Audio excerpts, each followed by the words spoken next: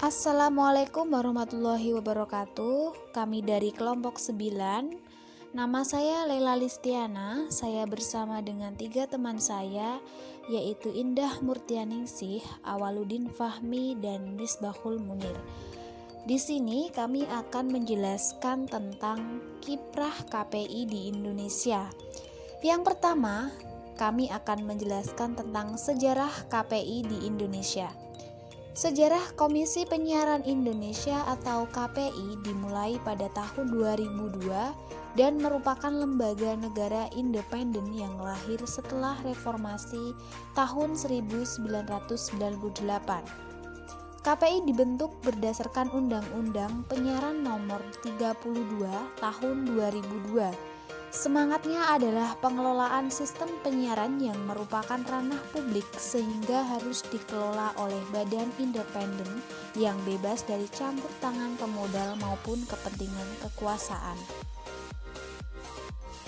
Apabila ada acara yang ditegur atau dilarang tayang lagi oleh KPI, maka akan muncul konten sejenis dalam rupa lain, bahkan berjumlah lebih banyak karena bakal diikuti atau ditiru oleh stasiun televisi lain jika ratingnya bagus.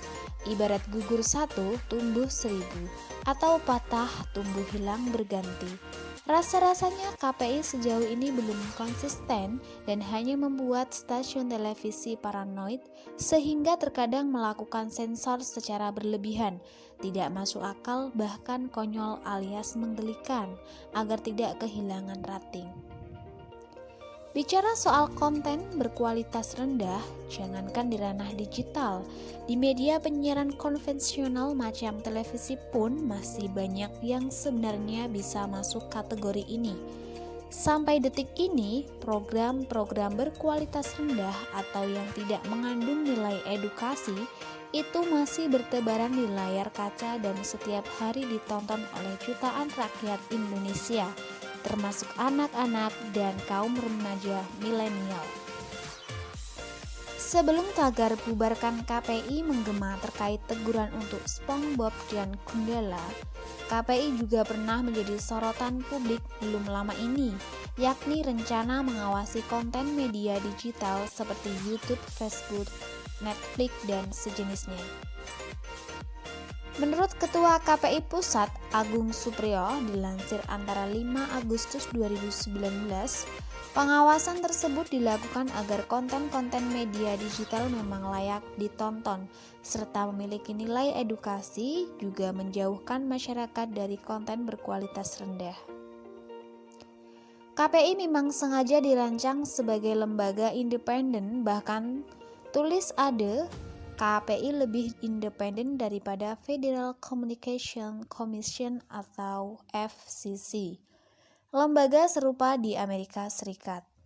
AD lantas mencontohkan keanggotaan FCC di Amerika Serikat ditentukan oleh presiden dan datang dari 2 partai besar, yakni Partai Republik dan Partai Demokrat. Sementara di Indonesia, lanjutnya KPI pusat dipilih oleh DPR atau DPRD. Untuk KPI daerah dan keanggotaannya tidak boleh terkait dengan kepemilikan media massa serta bukan wakil dari partai politik. Yang kedua yaitu KPI Vis Publik. KPI menyatakan mengusung semangat baru untuk lepas dari kesan bahwa penyiaran merupakan bagian dari instrumen kekuasaan sehingga kini lebih berpihak kepada publik. Tulisan Ade Armando dalam buku Televisi Jakarta di Atas Indonesia 2011 barangkali bisa membuka perspektif lain ihwal KPI. Bagaimanapun tulis Ade, kalau dibaca isi undang-undang terlihat bahwa muatan tentang KPI sebenarnya jauh lebih dominan. Kesannya KPI adalah pengendali utama, sementara pemerintah lebih dalam posisi menjaga agar jangan sampai KPI menjadi pemegang kekuasaan mutlak. Lantaran frekuensi adalah milik publik dan sifatnya terbatas, maka penggunaannya harus sebesar-besarnya bagi kepentingan rakyat.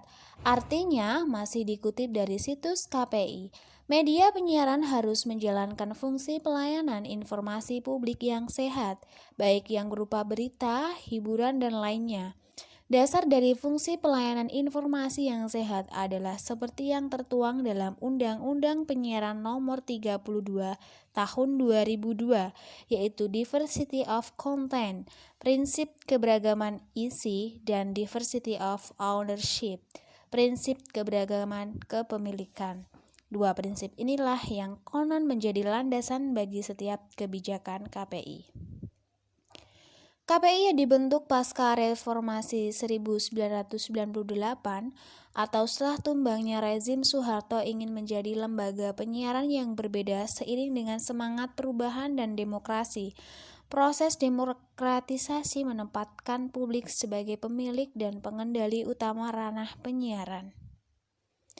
Semangat baru ini berbeda dengan landasan dalam Undang-Undang Penyiaran sebelumnya, yakni Undang-Undang Nomor 24 Tahun 1997, Pasal 7, yang menyatakan bahwa penyiaran dikuasai oleh negara.